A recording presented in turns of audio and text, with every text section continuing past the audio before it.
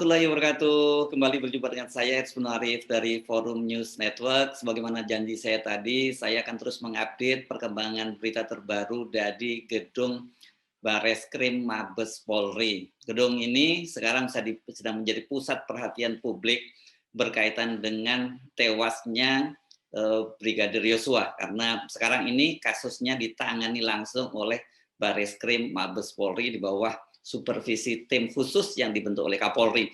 Seperti tadi saya laporkan juga bahwa sejak siang tadi sejumlah pasukan Brimob, ini pakai pakaian dinas lapangan, pakaian loreng ya, itu datang ke gedung Bareskrim. Mereka menggunakan 5 kendaraan rantis dan mereka langsung masuk ke gedung Bareskrim.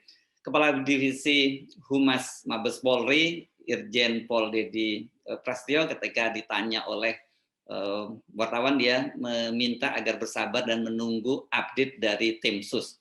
Tim sus ini adalah tim yang dibentuk oleh Kapolri untuk mengungkap kasus terbunuhnya Brigadir Yosua. Dan kemudian wartawan mendapatkan konfirmasi akhirnya dari Direktur Tindak Pidana Umum atau Dirtipidum Bareskrim Mabes Polri, Brigjen Andi Rian Jayadi. Menurut Andi Rian Jayadi, hadirnya pasukan Brimob ini adalah berdasarkan permintaan dari Kabar Eskrim langsung ini ya. Jadi berkaitan dengan pengamanan di gedung Bareskrim Mabes Polri. Jadi jadi pertanyaan buat publik sekarang, pengamanan dari apa kok suasananya terkesan tegang gitu, karena tadi para anggota Brimob itu menggunakan pakaian dinas lapangan, ini pakaian siap tempur, dan juga mereka menggunakan senjata laras panjang lengkap. Jadi tentu saja orang bertanya-tanya, apakah kemudian ada ancaman yang serius terhadap gedung Bareskrim atau figur-figur yang ada di Bareskrim? Kalau kemudian ancaman dari siapa ancaman itu, yang ini tidak dijelaskan. Sejauh ini yang kita tahu bahwa tidak ada kasus-kasus besar yang sedang ditangani oleh Bareskrim, misalnya kasus penanganan terorisme gitu yang perlu, sehingga perlu gedung itu pengamanan khusus. Karena kalau yang sekarang kita tahu sama-sama adalah kasus besar yang sedang ditangani oleh Bareskrim atau tim khusus ini adalah tewasnya Brigadir Yosua. Brigadir Yosuanya sendiri memang bukan figur penting, bukan figur besar, tetapi latar belakang kasus itu yang membuat peristiwa ini menjadi besar. Karena kita tahu ada sejumlah jenderal yang dicopot dari jabatannya, termasuk Kepala Divisi Propam Irjen Pol Verdi Sambo yang sudah sebelumnya dinonaktifkan, kemudian dicopot dari jabatannya dan dia diganti. Karena peristiwa tewasnya Brigadir Yosua ini terjadi di rumah dinas Verdi Sambo, dan Brigadir Yosua adalah ajudan dari Verdi Sambo yang diperbantukan untuk menjadi pengawal dari istri Verdi Sambo, Putri Chandrawati. Nah, memang ini kalau orang jadi bertanya-tanya, ada apa ini? Tadinya spekulasi di kalangan wartawan, kemungkinan besar para prajurit dari Brimob ini akan melakukan penangkapan, dan ini kalau lihat yang dikerahkan mereka menggunakan kendaraan rantis, pakaian dinas lapangan, senjata lengkap, ini pasti figur yang sangat penting yang akan ditangkap. Tetapi tadi penjelasan Andi Rian itu hanya soal pengamanan. Nah, lepas benar apa tidak penjelasan dari Andi Rian ini, kita akan tunggu kelanjutannya. Tetapi yang jelas bahwa hari ini ada beberapa peristiwa yang cukup mengejutkan. Ini pertama itu berkaitan dengan mundurnya dari pengacara Barada E atau Barada Richard. Barada Richard ini kan sudah ditetapkan sebagai tersangka oleh tim sus sebagai pelaku atau tersangka pembunuhan atau tewasnya Brigadir Yosua, dan dia dikenakan pasal 338 KUHP junto pasal 55 dan 56. Ini adalah pembunuhan dengan penyertaan. Artinya akan menyusul ada tersangka-tersangka lain yang akan ditetapkan. Karena itu kalau lihat konstruksi pasalnya, konstruksi hukumnya, ya memang ini bukan hanya Baradae. Tetapi orang sampai sekarang kan masih bertanya-tanya, benarkah Baradae yang punya andil sendirian dalam kasus ini? Tentu saja tidak dari pasal-pasal tadi. Nah, siapa tersangka berikutnya ini yang sekarang menjadi spekulasi.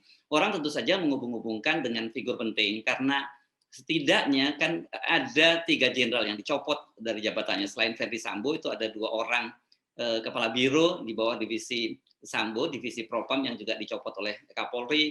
Ada sejumlah personil yang ditahan, bahkan beberapa orang lainnya ditempatkan di tempat khusus atau sel khusus sebenarnya begitu ya. Dan tadi dengan mundurnya pengacara Baradae ini menjadi pertanyaan, ada apa? Kenapa mereka mengundurkan diri? Apakah ada tekanan atau ada apa? Yang jelas tadi pengacaranya tidak mau menjelaskan. Hanya mereka menyatakan bahwa alasan secara rinci itu sudah disampaikan surat resmi ke Bareskrim. Tetapi surat itu urung diserahkan hari ini karena hari ini adalah hari libur dan baru akan diserahkan nanti pada hari Senin tanggal 8 Agustus. Tetapi secara formal mereka mulai hari ini sudah mengundurkan diri dan mereka sudah mengirim surat itu via WhatsApp ke penyidik atau ke Bareskrim Mabes Polri.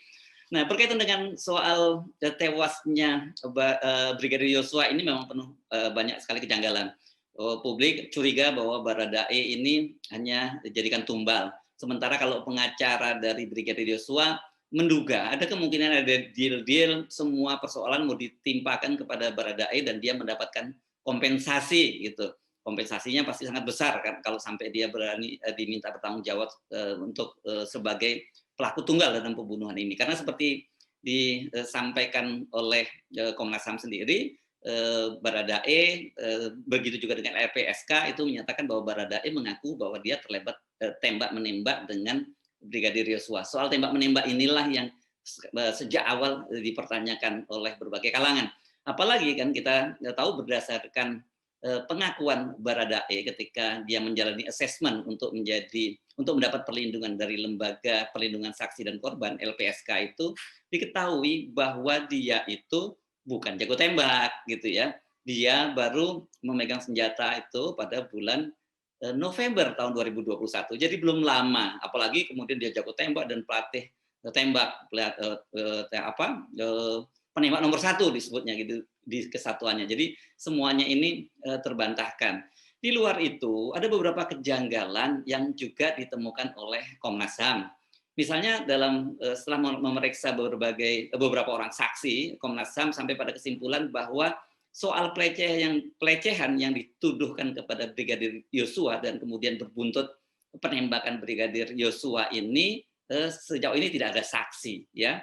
Tidak ada saksi yang melihat pelecehan itu, sementara Putri Sambo sendiri sampai sekarang belum bisa diperiksa karena menurut Komnas HAM dia satu-satunya sekarang saksi yang bisa menyampaikan fakta terjadinya pelecehan itu. Tentu saja, tapi kalau toh dia satu-satunya saksi ya agak susah untuk menjadikan Brigadir Yosua seperti yang diharapkan oleh pengacara Putri Sambo menjadi tersangka, walaupun kata pengacara dari Putri Sambo bahwa dengan satu saksi dan alat bukti itu bisa jadi tersangka. Masalahnya kan kita tahu Brigadir Yosua-nya sekarang sudah meninggal dunia. Kemudian dari pemeriksaan oleh Komnas HAM juga diketahui bahwa Baradae dan Bribka Riki itu mereka hanya mendengar teriakan, tapi teriakannya soal apa mereka tidak tahu. Nah, dalam soal tembak menembak ini ternyata juga menurut penjelasan dari Komnas HAM tidak ada saksi. Ada di situ Bribka Riki yang juga berada di lantai bawah ketika terjadi peristiwa tembak menembak itu. Tetapi Riki mengaku tidak melihat. Dia hanya melihat Yosua mengacungkan senjata, kemudian terdengar tembak menembak. Tetapi ketika mendengar tembak menembak itu, Riki itu kemudian bersembunyi di belakang lemari es atau kulkas. Nah, soal lain ini yang juga sangat menarik, ternyata dari pemeriksaan yang dilakukan oleh Komnas HAM mendapati fakta bahwa pengakuan sebelumnya bahwa Verdi Sambo dan istrinya itu pulang bersama dari Magelang itu ternyata terbantahkan. Karena Verdi diketahui dia pulang dari sana melalui Jogja, dia menggunakan pesawat dan dia terbang dari Yogyakarta itu satu hari sebelumnya, jadi tanggal 7 Juli 2022 atau sehari sebelum peristiwa penembakan di rumah dinasnya itu. Dan pada waktu itu kan sebelumnya Verdi Sambo mengaku bahwa ketika peristiwa itu terjadi, dia sedang berada di tempat lain, sedang menjalani PCR. Nah, ini fakta ini juga kemudian kelihatannya terbantahkan karena ternyata PCR itu yang dilakukan oleh Putri Sambo, oleh Yosua dan para staf lain yang pulang dari Magelang itu dilakukan di rumah dinas Verdi Sambo yang berada tidak jauh, mohon maaf, maksud saya di rumah pribadi Verdi Sambo yang lokasinya tidak jauh dari rumah dinas Verdi Sambo. Kan sebelumnya Verdi Sambo mengaku dia sedang PCR di tempat lain. Nah, ini memang sejak awal orang bertanya-tanya bagaimana mungkin figur penting seperti Verdi Sambo, petinggi di Polri itu PCR di tempat pelayanan umum, karena biasanya mereka dilayani di rumah masing-masing dan kemudian cukup memanggil petugas dinas kesehatan dan kemudian dilakukan PCR, dan itu terbukti seperti yang dilakukan oleh Putri Sambo, bahkan juga termasuk Yosua dan juga tim lain atau pengawal atau ajudan lain yang pulang bersama dengan mereka dari Magelang. Nah, jadi kita masih akan tunggu terus ini. Kelihatannya kalau lihat perkembangannya dalam 1-2 hari ini akan ada perkembangan yang sangat penting. So, jangan kemana-mana. Tetaplah bersama kami. Saya Sunarif dari Forum News Network. Sampai jumpa lagi. Wassalamualaikum warahmatullahi wabarakatuh.